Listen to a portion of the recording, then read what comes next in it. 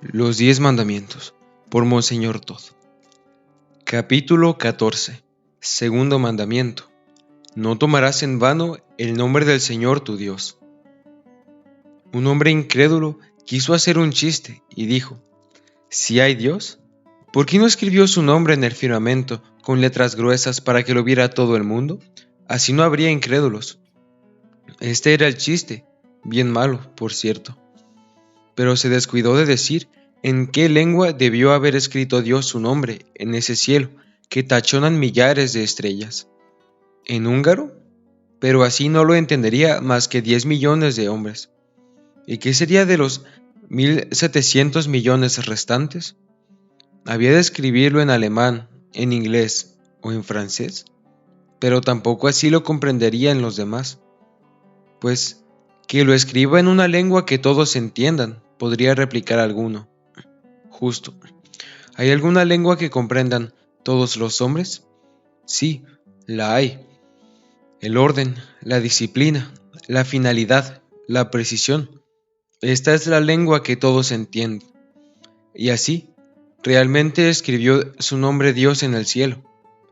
La armonía maravillosa de los ingentes cuerpos siderales que ruedan por el espacio pregona la gloria de Dios en una lengua comprensible para todos los hombres. Al oírla, se nos escapa la melodía sublime de Beethoven. Te alaba, oh supremo hacedor, la grandiosa y santa canción del universo, el cielo, la tierra, miriadas de estrellas y la oración de los corazones fervorosos. El nombre augusto, el nombre santo de nuestro Dios Todopoderoso. El ejército de estrellas sin número canta el nombre de Dios hace muchos miles de años, y el hombre frágil, de vida efímera, también inclina la frente al nombre de Dios desde el principio de la historia humana. Hay un nombre en nuestra lengua, en la lengua de todos los pueblos, que tiene puesto de honor entre todos los nombres. Hay un nombre que ha empapado nuestro modo de pensar, ha saturado nuestro concepto del mundo, está esculpido de un modo imborrable en las múltiples manifestaciones de la vida diaria. Este nombre es el nombre santo de Dios. No encontrarás un pueblo, por muy primitivo que sea, en cuyo ideario no esté el concepto de Dios. No encontrarás una lengua, por muy rudimentaria que sea, en cuyo vocabulario no esté también el nombre de Dios. El nombre augusto y santo de Dios. Sería lo más natural creer que en la tierra todos pronuncian con el más profundo respeto este santo nombre. Podríamos creer que ningún ser creado lo pronuncia sino en tono del más rendido homenaje. Y no es así. El hombre tiene como triste privilegio el poder pisotear aún este nombre santísimo, y por esto tuvo que defenderlo Dios mediante un mandamiento especial. En este capítulo empezamos a tratar del segundo mandamiento de la ley de Dios.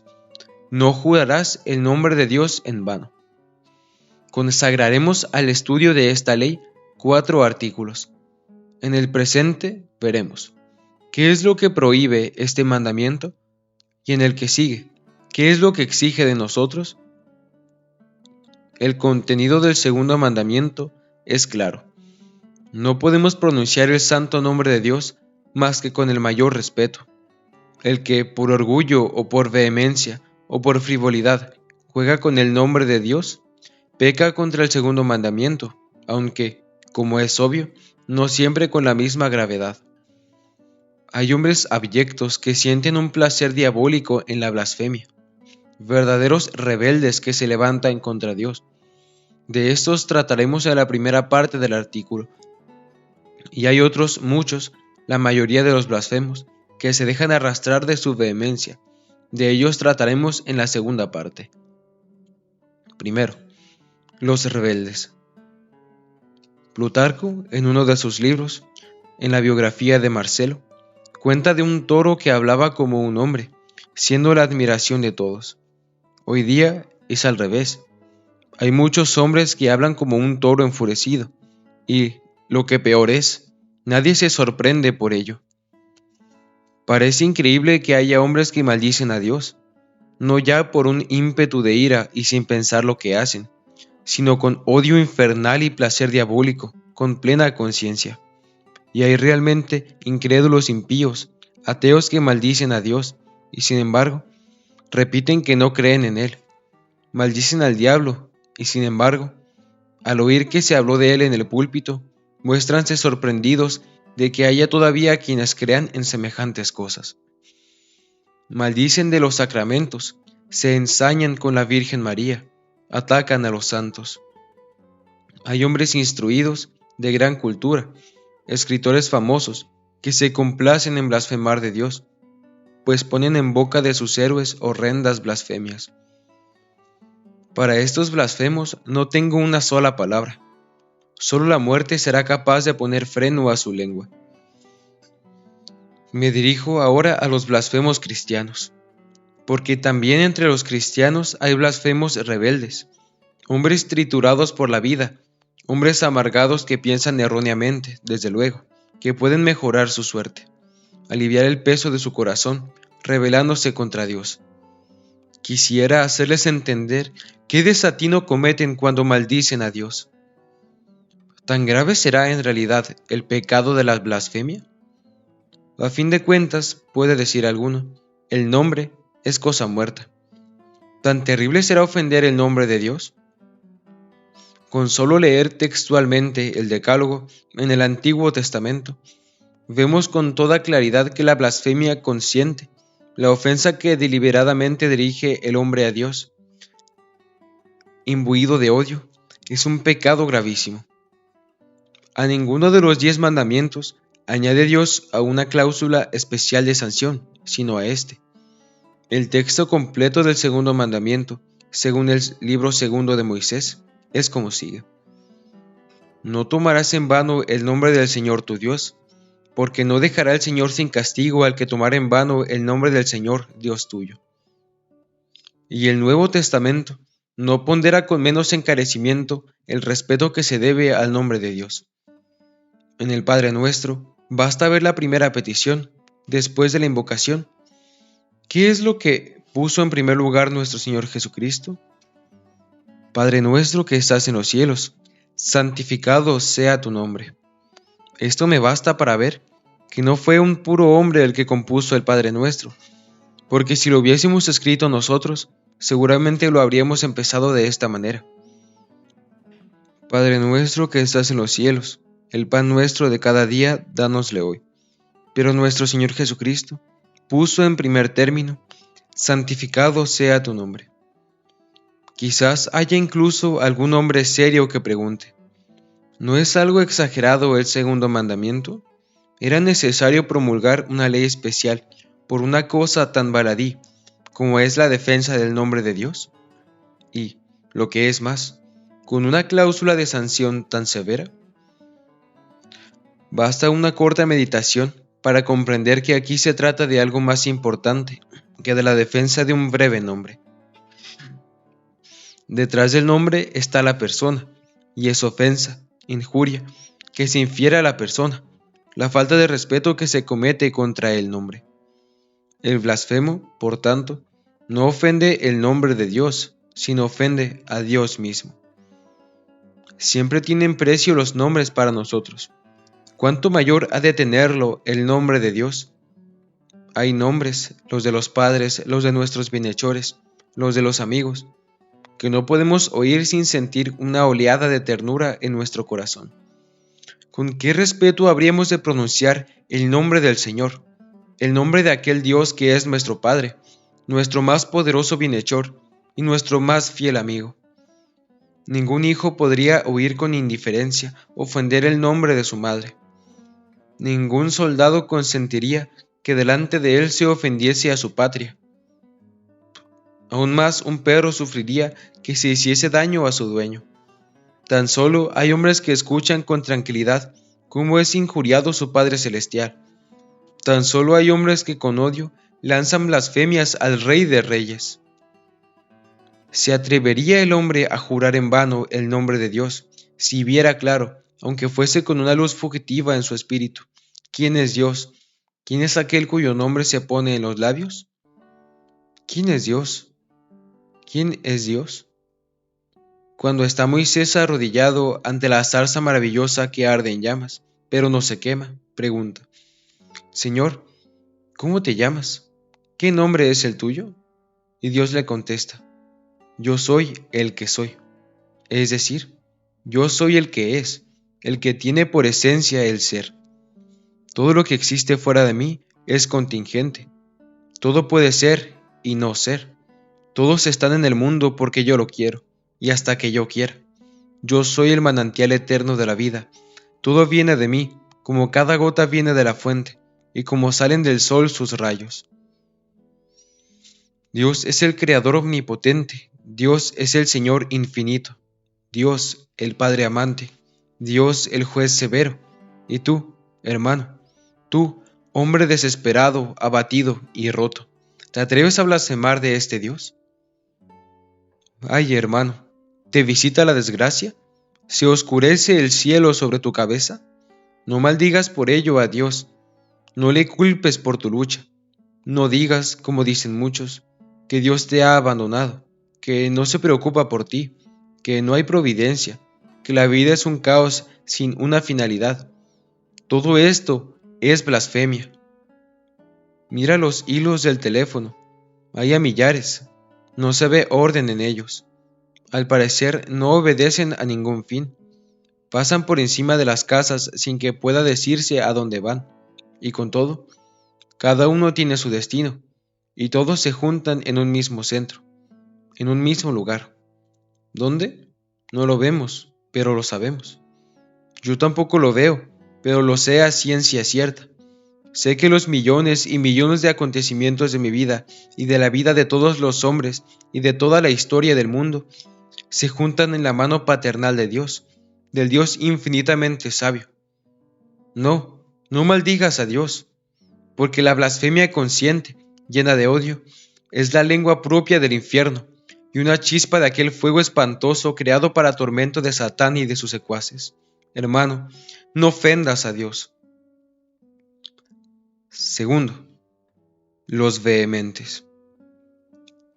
Los hombres que blasfeman con tanto placer, con odio tan profundo, con tanta pasión, si es que podemos llamarlos hombres, no son muchos.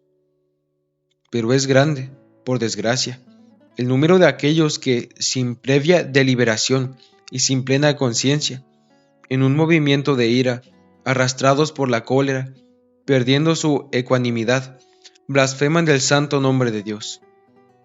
La mayoría de los blasfemos pertenece a este grupo, al de los vehementes, que al momento se arrepienten de lo que acaban de decir. Me acuerdo de la sorpresa que me produjo leer no sé dónde la siguiente frase: los hombres maldicen y blasfeman más de lo que rezan. ¿Cuánto blasfeman los hombres?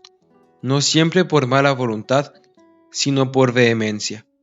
En la calle, en el tranvía, en las salas de espera atestadas de gente, en el mercado, en las tabernas, en los talleres, hombres y mujeres, viejos y jóvenes, y también niños. Padres hay en las aldeas que, para decir que su hijo ha crecido, dan con orgullo esta noticia: ya sabe blasfemar. Hombre hay que blasfema cuando está borracho, y blasfema cuando está en su sentido cabal, que blasfema si tiene algún pesar, y blasfema si está de buen humor. Yo no suelo blasfemar, a no ser cuando es necesario, dicen como excusándose algunos. ¿De modo que hay oficios así? Pues claro, me contestan. El soldado no es verdadero soldado si no blasfema. Tal es el sentir general. Pero lo mismo piensa el artesano, porque, de otro modo, no puede con los aprendices. Hay maestro que blasfema sin reparo al regañar al estudiante, y hay estudiante que blasfema cuando habla en secreto de su maestro. Blasfema el colono, blasfema el amo. Hay superior que pierde el freno cuando habla de su inferior. Hay padres, causa espanto solo el decirlo. Hay padres que parecen hienas al tratar con sus hijos. Hay quien maldice del sol, porque quema.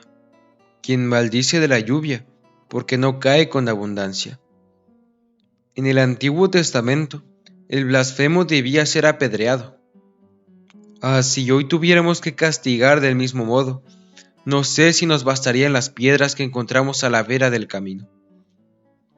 Es cierto que ahora nuestros nervios sufren una prueba dura y que el hombre moderno se excita con más facilidad que nunca. Soy un impulsivo, no puedo remediarlo.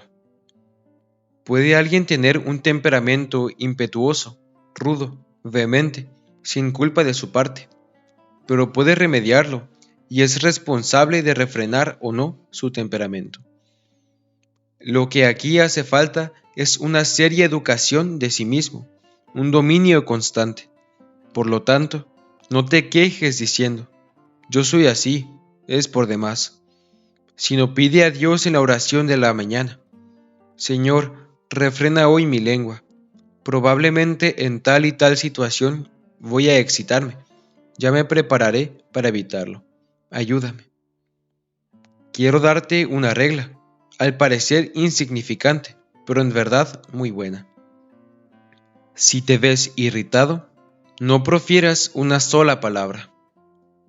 De Julio César, que era pagano, se cuenta que, al montar en cólera, contaba para sus adentros hasta 20 antes de contestar. Y cuán distinta, cuánto más suave era su contestación de lo que habría sido en el primer momento de vehemencia. La blasfemia soez desaparecería de la tierra si los hombres aprendiesen este modo de dominar sus primeros impulsos, porque la causa de la blasfemia no es, por lo general, el odio infernal a que aludíamos en la primera parte de este capítulo, sino la precipitación, la impetuosidad, de la cual se arrepienten muchos al instante mismo. Sí, me contestará tal vez alguno.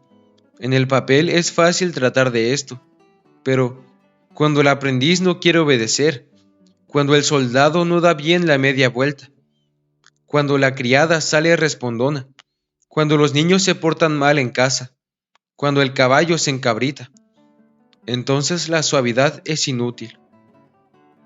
Hay que decir algo terrible, porque si no, la ira hace de las suyas.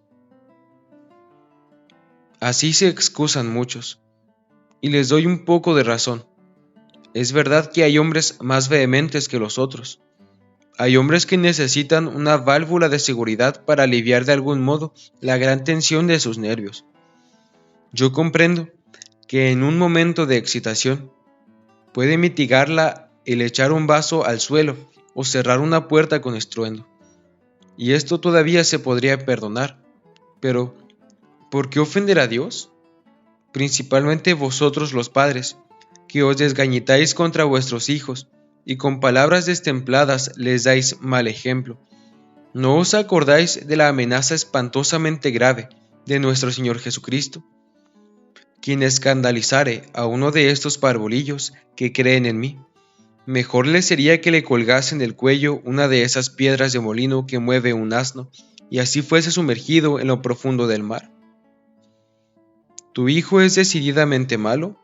¿El caballo no quiere ponerse en marcha? Pues lo consiento. Grita con voz de trueno. Pero no grites contra el nombre de Dios. Cuando, en la guerra europea, llegaron soldados alemanes al frente de los Cárpatos, descifraron con gran dificultad los nombres húngaros. Pues bien, si se encabrita el caballo o es malo, el niño grita con fuerza. Ya verás. La bestia tirará del carro y el niño se encogerá. Exactamente lo mismo que si tú blasfemases del nombre de Dios. No ofendamos a Dios. Cuando el hombre oye las blasfemias que chispean de odio infernal, o cuando contempla las victorias terrenas de los hombres abyectos, se apodera de él un sentimiento de amargura. Señor, ¿cómo puedes sufrirlo? ¿Por qué no abres la tierra bajo los pies del blasfemo? ¿Por qué consientes que la maldad triunfe sobre la tierra? ¿De cuántos labios se habrá escapado una queja semejante? al ver que algunos hacen de la paciencia de Dios un arma para blasfemar de Él con atrevimiento, y al observar también a la humanidad osada, que de esta paciencia silenciosa del Dios augusto saca fuerzas para vivir en la abyección. No nos engañemos, el Señor es paciente, espera, no va con prisas, pero la última palabra siempre es la suya. Ahí van dos ejemplos. El primero es de la época primitiva de la humanidad, de aquel mundo abyecto, inmoral e idólatra, en que era difícil encontrar un hombre honrado, porque todo estaba cubierto por la peste del caos moral y la noche de la incredulidad. Es de aquella época de la cual dice la Sagrada Escritura, en su manera peculiar de expresarse, que entonces a Dios pesóle de haber creado al hombre sobre la tierra. Y ved cómo Dios no castigó enseguida. Espera. Hace un encargo a Noé, y este encargo es la señal más clara y la más hermosa de su corazón paciente. Construye su barca durante 100 años, es decir, predica durante 100 años a los pecadores. ¿Acaso se conviertan? ¿Se convirtieron? Ni uno. Se burlaron del viejo, porque a su edad había emprendido una construcción tan enorme, y porque miraba el porvenir con gafas negras. ¿Qué dice este hombre? ¿Que Dios nos castigará? ¿Qué va a castigarnos? ¿Se ha oído nunca que haya castigado a alguien? Venir con semejantes cuentos, como si nos chupáramos el dedo. Y cuando ya era bastante, Dios levantó la voz, y se abrieron las cataratas del cielo, y se hincharon las profundidades de las fuentes, y el diluvio barrió montañas, hombres, animales, pecado, fortuna, vida, todo. Hombres que blasfemáis, el Señor espera mucho tiempo, pero la última palabra siempre es la suya. El otro caso. No se ha oído en el mundo blasfemia más espantosa que la que se lanzaba contra Jesucristo cuando, cubierto de sangre, agonizaba en el Calvario. Las malas pasiones no han tenido victoria de mayor resonancia que la que alcanzaron al pie de la cruz. ¿Y qué hizo Dios? Lo que hubiésemos hecho nosotros es claro. Habríamos fulminado rayos, habríamos hecho bajar fuego del cielo, azufre, sobre la hez inmunda de la humanidad. ¿Y qué hizo Dios? Sufrió, cayó, esperó. Y Cristo muere en la cruz. Su cuerpo exánime descansa en una tumba sellada. El triunfo de sus enemigos es completo. Todo está perdido, todo. Pero ved ahí, amanece el tercer día, se estremece la tierra, un ángel baja del cielo, los guardias de la tumba son derribados como si estuviesen muertos, y el rostro del Cristo, triunfante, brilla como el sol. Dios ha vencido. Dios, que callaba durante los latigazos en la noche del Jueves Santo. Dios, que derramaba su sangre sobre el Gólgota en el Viernes Santo. Dios, que estuvo sepultado en el silencio sin esperanzas el día del Sábado Santo. Dios ha vencido. Hombres que blasfemáis, hombres que os tragáis el pecado y después os enjugáis la boca diciendo, ¿qué mal me ha sobrevenido? No lo olvidéis. De Dios es la última palabra. Y estas serán también las últimas palabras de este capítulo. El que blasfemes o reces, en último resultado, nada influye en la majestad de Dios. Si blasfemas, no por ello será más pequeño Dios, y si rezas, Él no será mayor. Pero tú, sí, tú serás más pequeño o más grande, pobre criatura de la tierra. Dios no deja de ser Dios si un hombre insensato blasfema de Él, del mismo modo que el sol no deja de alumbrar si tú le echas fango y suciedad. El sol sigue brillante, y cae sobre ti todo el fango y suciedad que contra él has lanzado. Hermano, el nombre de Dios es santo. No jures el nombre de Dios en vano.